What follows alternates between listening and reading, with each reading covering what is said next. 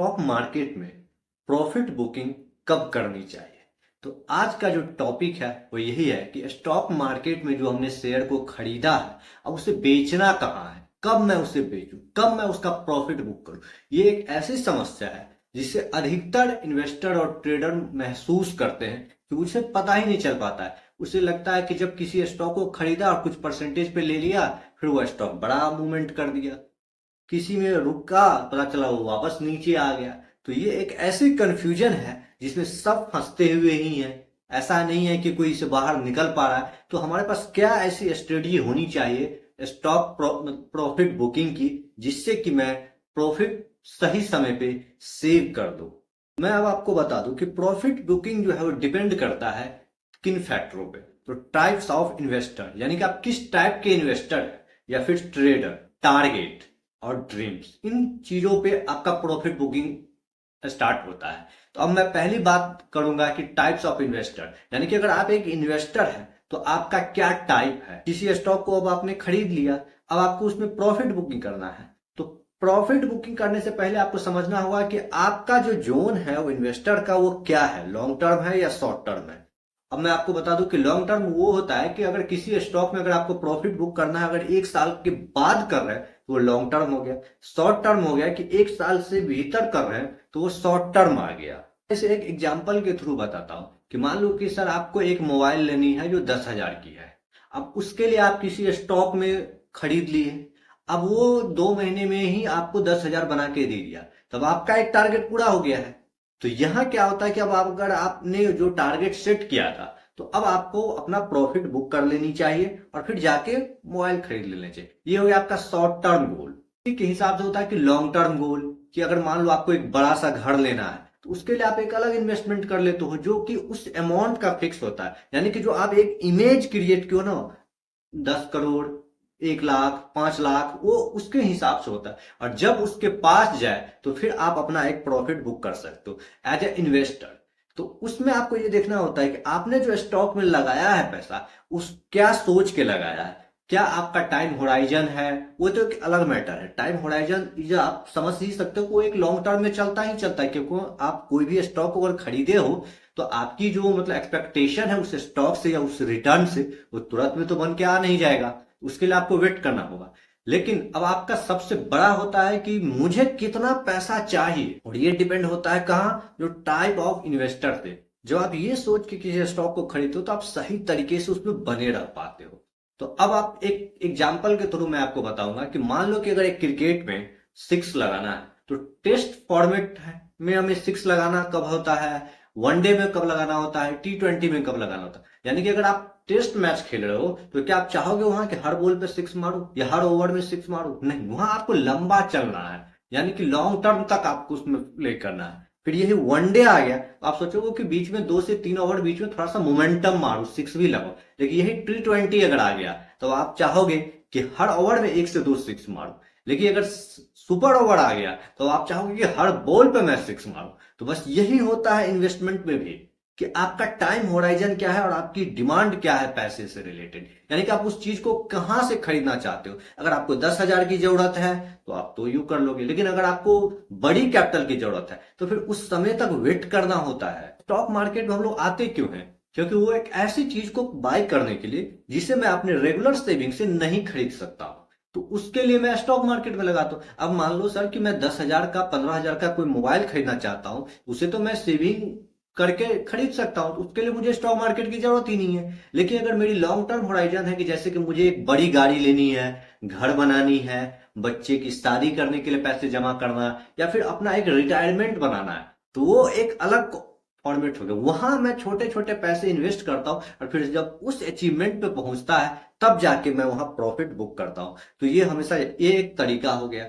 दूसरा है कि अगर आप एक ट्रेडर हो, मतलब गोल सेट होना चाहिए कि मुझे अपने कैपिटल पे मंथली का 2%, 3%, 5%, 7% कैसे निकालना है। उस जोन में अगर आ गया तो मुझे फिर प्रॉफिट बुक कर लेनी है। फिर मुझे कोई वेट ही नहीं करना है कि वो आगे चला गया या पीछे चला गया। ऐसे बहुत सारे उदाहरण हैं जो कि स्टॉक मार्केट में स्विंग ट्रेड करता है और वो अच्छा पैसा बनाता है। यानी कि मंथली का 4%, 5% वो आराम से निकाल लेता है अपनी स्ट्रेटजी को अपना के। हाँ, कुछ ऐसे समय भी आता है उसमें जो कि वहां आप फंस सकते हो। जो आपने बाय किया है वो स्टॉक फिर आपको नीचे जाने लगे, तो फिर वहां क्या होता है कि आपको एक स्टॉप लॉस देनी होती है। अगर आप एज अ ट्रेडर काम कर रहे हो तो यहाँ स्टॉप लॉस तो बनना ही होगा, क्योंकि अगर आप स्टॉप लॉस यहाँ नहीं रखोगे तो आपके लिए फिर समस्या बन सकता है। तो ये एक कुछ प्रोसेस होता है कि आपको इसी तरीके से प्रॉफिट बुकिंग करना चाहिए। एक तो आप अपना जोन समझ लो कि मुझे किस टाइप का मैं इन्वेस्टर हूँ, मुझे कौन सी पैसा कहाँ इन्वेस्ट किया हूँ, उसकी क्या कब जरूरत है। मैं अगर ट्रेडर हूँ तो मुझे कितनी परसेंटेज चाहिए, मैं किस अनुपात में यहाँ से पैसा बनाना चाहता हूँ। तो ये सब चीज को जब आप समझ लोगे तो फिर आप आराम से प्रॉफिट बुक करना सब शुरू कर दोगे। कि आपको अब आपको पता है कि मुझे इस जोन में मुझे जितना पैसे की जरूरत है उतना यहाँ आ चुका है, तो अब मैं यहाँ प्रॉफिट बुक कर लेता हूँ। नहीं तो बहुत सारे लोगों को पता ही नहीं होता है, और इसलिए उसका जो प्रॉफिट है वो चलता है, उसे समझ में ही नहीं आता है ना कि मुझे अपनी प्रॉफिट को बुक कहाँ करना है।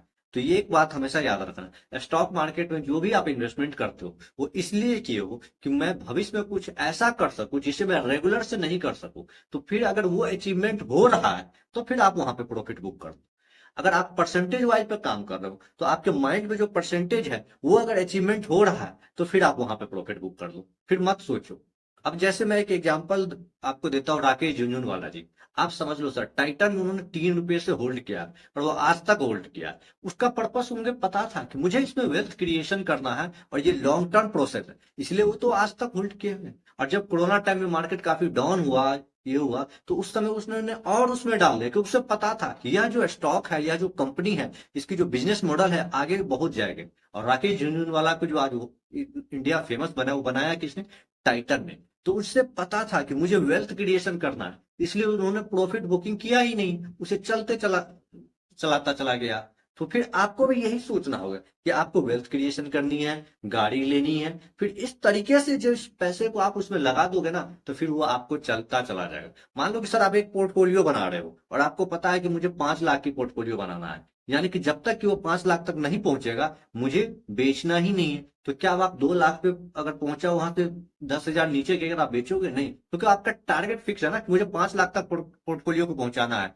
लेकिन जब वहां 5 लाख तक पहुंच जाएगा फिर अब आप सोचोगे कि अब मुझे यहाँ इसे बेच लेना है, क्योंकि अब इस 5 लाख जो मैंने यहाँ सोचा था अब मुझे इसकी दूसरी जरूरत है, चाहे मुझे लैंड खरीदनी है या फिर गाड़ी खरीदनी है या कुछ वैकेशन पे जाने, मतलब अलग अलग आपका पर्पस होता है। तो बस ये चीज जिस भी चीज में आप लगा के रख लोगे तो फिर वहां से आपका माइंडसेट बनेगा और आप सही डायरेक्शन में अपना प्रॉफिट बुक कर दोगे, और फिर आपको पछतावा नहीं होगा। इसके बाद आपको पछतावा होनी भी नहीं चाहिए, क्योंकि आपने जो टारगेट सेट किया था ना वो आपको मिल चुका। और स्टॉक मार्केट बस यही है कि आपने जो सोचा है वो अगर आपको मिल रहा है तो फिर आप बाहर निकल जाओ, फिर उसमें वेट मत करो। नहीं तो फिर वो क्या हुआ कि आप लालच के चक्कर में आ जाओगे और फिर वो काम कर नहीं पाएगा। क्योंकि अधिकतर कंपनी, मान लो सर मैंने बजाज फाइनेंस 2020 में खरीदा था, थोड़ा ही अमाउंट का खरीदा, लेकिन उसे मैं आज तक भी होल्ड किया हूँ, क्योंकि मुझे पता है कि इसे मुझे कहां तक ले जाना है।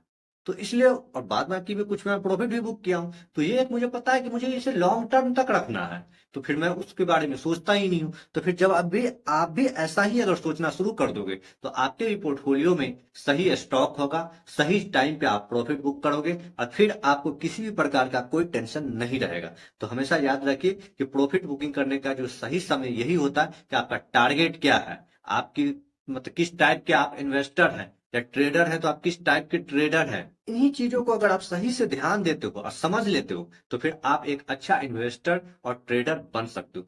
आज के इस वीडियो के माध्यम से मैं आपको यही बताने का प्रयास किया हूं कि आपको कब अपना प्रॉफिट बुक करना चाहिए, और जब प्रॉफिट समझ में आ जाए कि मुझे ये टारगेट पूरा हो गया तो वहां फिर किसी भी प्रकार का कुछ नहीं सुनना चाहिए, बस आपको अपनी प्रॉफिट को बुक करना ही है। तो अगर इन चीजों का अगर आप ध्यान रखते हो और अपने ट्रेडिंग या इन्वेस्टमेंट की जर्नी में इसे शामिल कर लेते हो तो फिर आप स्टॉक मार्केट से अच्छा पैसा, ठीक ठाक पैसा, जो जरूरत की चीजें हैं उसे आप पूरा कर सकते हो। हमेशा याद रखिए, स्टॉक मार्केट से वो चीजों के लिए आप यहाँ पैसा इन्वेस्ट कीजिए जिसे आप आगे चल के खरीद नहीं सकते हो, यानी कि जो आपके रेगुलर सेविंग से वो चीज पूरा नहीं हो सके उसके लिए आप यहाँ इन्वेस्टमेंट करो। बाद बाकी अपनी रेगुलर इनकम से आप अपनी घर चलाओ, जो छोटी मोटी चीजें हैं उसकी जरूरत को पूरा करो। ऐसा नहीं है कि आप डेयरी मिल्क चॉकलेट खरीदने के लिए स्टॉक मार्केट में पैसा लगा लो, ये सही नहीं है, क्योंकि वो आप अपने रेगुलर इनकम से भी कर सकते हो। तो इस चीज को अगर आप ध्यान रखोगे तो आप भी स्टॉक मार्केट से सही समय पे प्रॉफिट बुक करना सीख जाओ।